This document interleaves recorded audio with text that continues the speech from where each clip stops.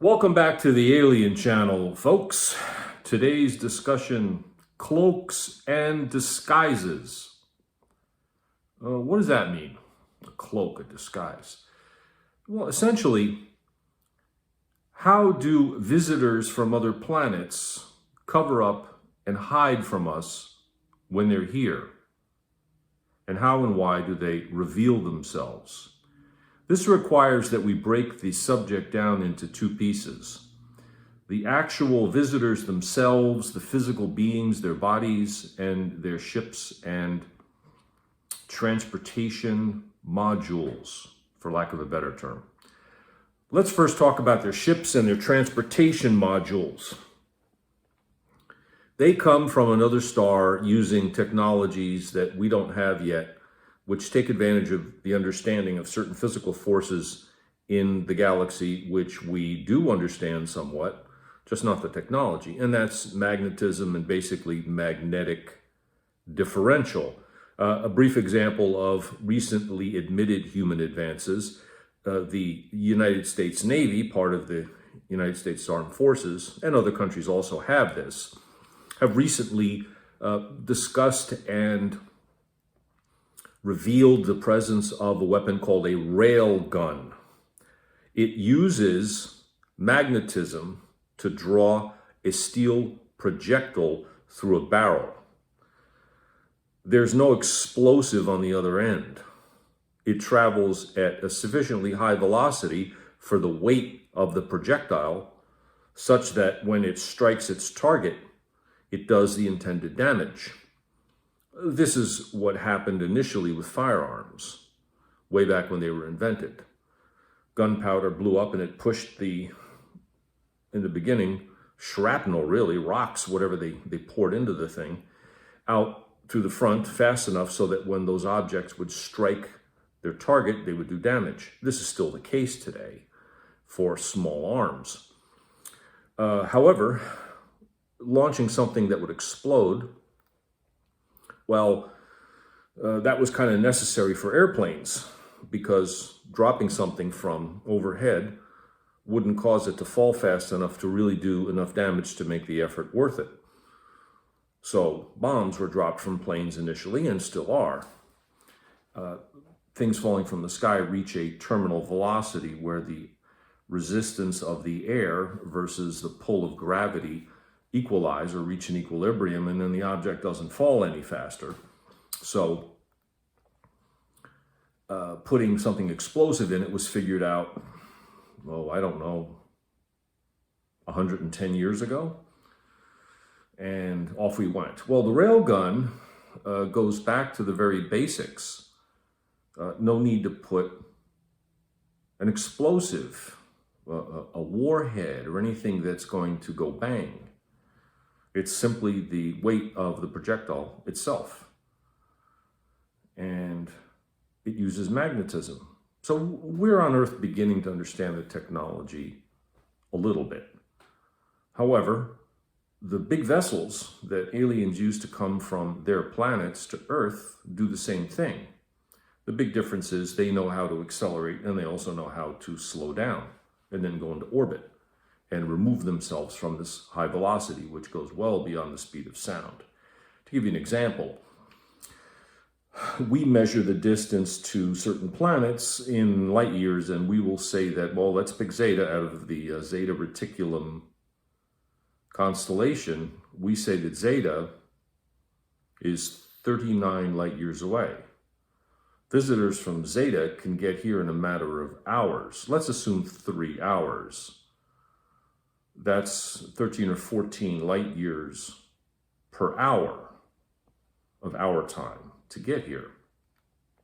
Not too different for them in terms of segments of daylight on a planet that's orbiting a star in one of their solar systems. How do they do this? Magnetism, and they slow down. Well, then they slow down and they get into Earth orbit, but that larger vessel remains disguised or cloaked. And then they will very often send scout ships, little investigative vessels or shuttles, or they can be called all sorts of things. Sometimes they're occupied, most often they are not. Typically, especially lately, the videos that we see reveal these scout ships, these smaller vessels that are being sent by the main ship or the mothership high in orbit above Earth. The ship itself could be visible to humans. They are made out of solid objects, metal. In many cases, materials we don't have, for example, transparent aluminum and other materials that don't yet exist or we don't know how to manufacture or produce on Earth. But they will reflect light within the velocities that we can detect and inside the visible spectrum. These ships are concealed generally three ways. From visible sight, the way they do it is technology that we humans have developed ourselves. Television, we developed basically during World War II, the cathode ray tube. And in the 1950s, we figured out a way to do it in color. And then by the 1960s, that technology became affordable and more widely available across the world, and it has gotten significantly less expensive. This is basically the skin of the outer shell or the outer hull of a vessel that comes from another planet. It is a matte or a map or a matrix completely covered with LEDs, light-emitting diodes, which can produce light in an intensity that we on Earth do not yet have the ability to produce.